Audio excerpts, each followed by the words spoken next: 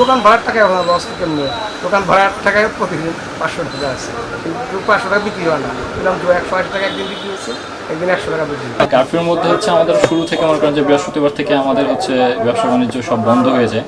ওই সময় দেখা যাচ্ছে এই সামনে ছেলেপেলেরা স্টুডেন্টরা ছিল, তারা ইটপাকেল মারছে, তারপরে আপনার পুলিশের আপনার একটা ইয়ে ছিল, সব মিলাই মনে করেন যে আতঙ্ক একটা তৈরি হয়েছিল, আমরা আতঙ্কে ছিলাম। আগে পাশে ওই তো যাই হোক আলহামদুলিল্লাহ 7,000 8,000 ওই অনেক সময়। এখন হচ্ছে 3 দিন দোকান করছি, একদিন করছি 180 টাকা, একদিন করছি 100 টাকা। দুপুরবার বন্ধ কাজে খুলি নাই, আজকে করছি বন্ধ করছি কিনে হয় না।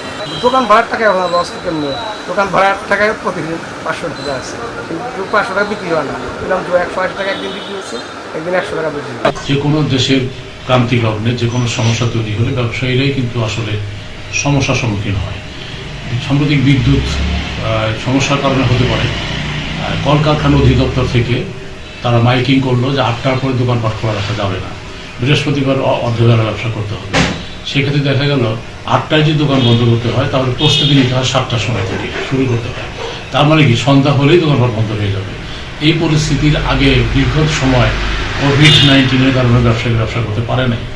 তারপরে চলে আসলো সাম্প্রতিক সময়ে শাটডাউন, ছাত্র আন্দোলনের শাটডাউনে তো অচল অবস্থা বিরাজ করেছিল। ওই সময় তো ব্যবসা প্রতিষ্ঠান করার প্রশ্নই আসে না। এরপরে শুরু হয়ে গেল সরকারি পর্যায়ে শাটডাউন, অর্থাৎ কারফিউ। এই কারফিউ চলাকালীন সময় ব্যবসা বাণিজ্য দোকানপাট বন্ধ রাখারই বিধান ছিল, বন্ধই ছিল। তো এখনও যে দোকানপাট খোলা, সেটাও কিন্তু আপনার শহরে মানুষজন না আসার কারণে, আগের মতো সেই কোলাহল না থাকার কারণে স্বাভাবিক পরিস্থিতিতে কিন্তু ফিরে আসে নাই। দোকানপাট খোলা থাকলেও, কারফিউ শিথিল হলেও কিন্তু স্বাভাবিক ব্যবসা কিন্তু চলছে না। তো বাংলাদেশে বিভিন্ন অর্থনীতি সমিতি, সরকারি প্রতিষ্ঠান তারা গবেষণা করে গত 2 দিন আগে তারা বলেছে যে সারা দেশে 77,000 কোটি টাকা ক্ষতি হয়েছে।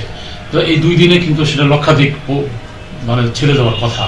সেই হিসাবে কিন্তু টাঙ্গাইলে যেহেতু ইতিমধ্যেই মির্জাপুর, গোড়াই, আপনার ওই এলাঙ্গা, তারপরে ভুয়াপুর সহ বিভিন্ন জায়গায় ছোটোখাটো ছোটো বড় শিল্প প্রতিষ্ঠান গড়ে উঠেছে। সারা জেলার হিসাব ধরলে আমরা মনে করি যে একটা জেলায় ইতিমধ্যেই বা ইতিপূর্বেই 1,000 কোটি টাকার ক্ষতি ছাড়িয়ে গেছে, এবং সেই ক্ষতি কিন্তু এখনও চলমান।